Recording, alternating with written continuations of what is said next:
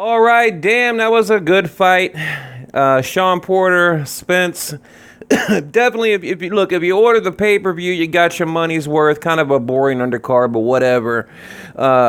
Look, I'll give it to you. I'll give it to you in the beginning. Then, if you want to hear me babble throughout the video, whatever, my immediate reaction. Basically, you got Errol Spence winning. Split decision, unified champ.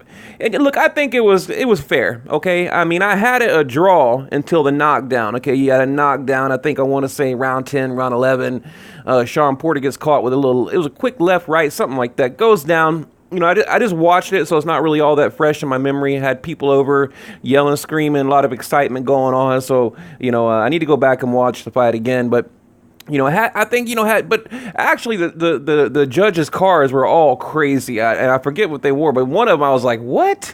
So there was definitely some biased judging, and the commentating was terrible, but it was a good fight. It was a damn good fight. Now, I predicted Spence to win. I had a late round stoppage or a decision. Okay, so that's what I predicted over on Facebook, and I was talking to what was Cynthia Conte? What is it? Fight Girl? I forget her channel. The girl that does all the reporting. She's a really cool chick. Anyway, I was talking to her live. She was doing a live broadcast the other day. We were going back and forth, and I made my prediction on her channel. Even got a shout out. So pretty cool. So I wish I could think of the name of her channel. But anyway.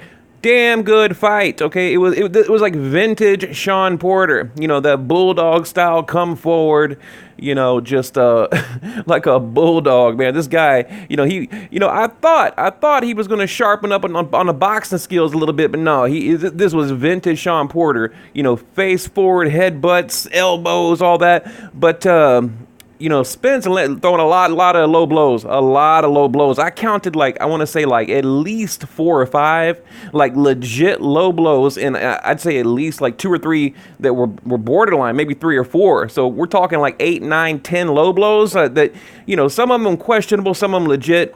The judge never really, Jack Reese was a judge, never said anything to Spence, but he was all over Porter, so. So anyway, there you have it. Now I took down a few notes here. I wrote, I cannot stand the biased commentating from Lennox Lewis. I mean, it was awful. I mean, look, Errol Spence could blink and they'd be like, oh, that was a beautiful blink. Oh my God, that was the technique was on point. I mean, did you see the way his eyelids just closed? It was crazy. Anything this dude did, they were all over his nuts. I mean, it was just, and then Porter, he landed a big shot and they were like, well, it didn't really have a lot on it, it didn't really do much to him. It was just oh man, even Goosen, I mean, I like Goosen, but damn, the bias, the commentating is awful. I actually turned it off and went to a YouTube channel and listened to their commentating while I'm watching the fight live on my TV. So let's see. What did I write down here? Going into round 6, you can really tell Spence is looking for the knockout. Let's see. I give both guys credit for going to into the halfway point. It was just a dog fight. Both guys taking and giving some hard punches. Spence was wrote here. All those Spence going low, hitting below the belt at times. Okay. I think Shawn Porter has such a crazy style. It's hard to predict where your punches are going to land.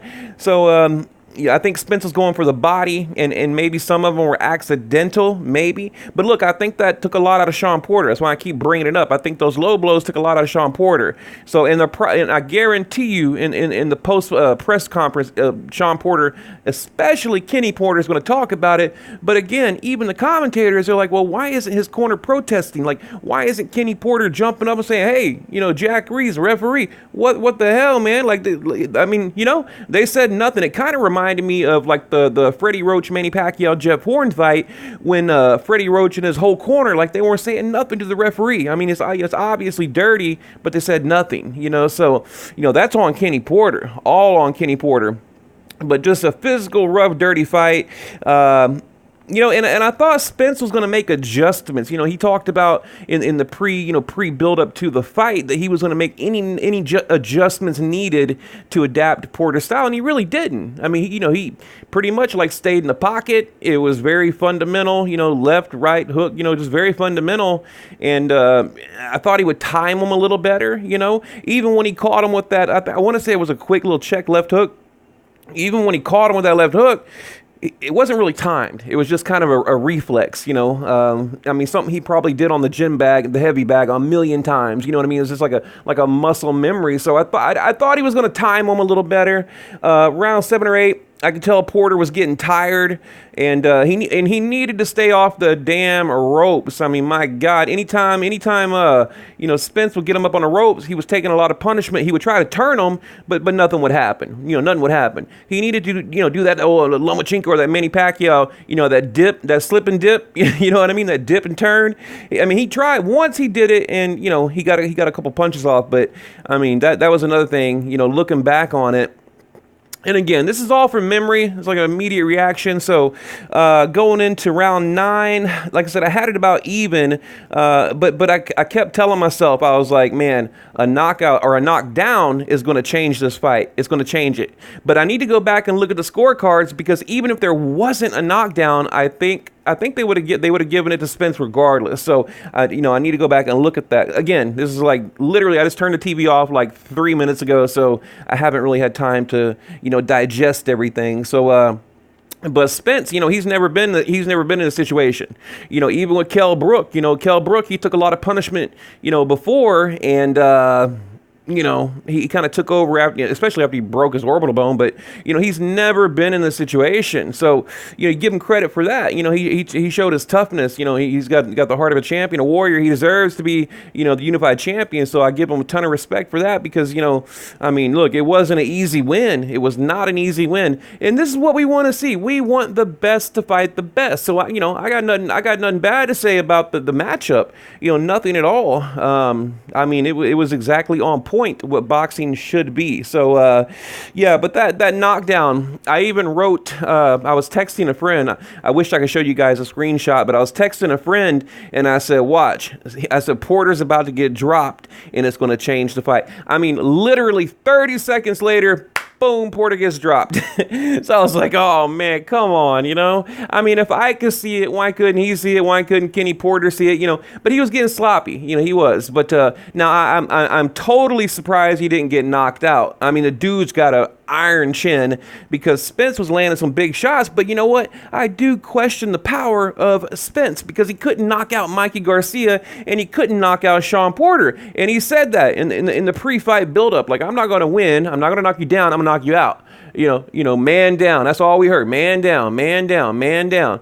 You know, and right after Porter got dropped, it was a flash knockdown. He popped right back up. He's like, you know, punching his gloves together, saying, "Let's go, let's go." Yeah, he wasn't hurt at all. You know, maybe a little bit, but I think it was more fatigue than being, you know, hurt by a punch. So anyway, guys, I'll probably leave it at that. Where do we go from here? You know, where do we go from here? I don't know. I mean, probably Spence Pacquiao. I mean, you know, they were talking about that. You know, a lot of the fans in the comment section and all that were saying, you know, we want to see it next. Definitely Terrence Crawford, but it ain't going to happen. It's not going to happen, which is a tragedy for boxing. I mean, boxing politics sucks, and that's why that fight, it might happen, but one of these guys are going to have to, you know, come to the other side in order for that to happen.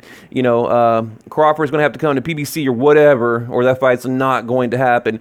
So, okay, also, let me end here. I got a few changes coming to the channel.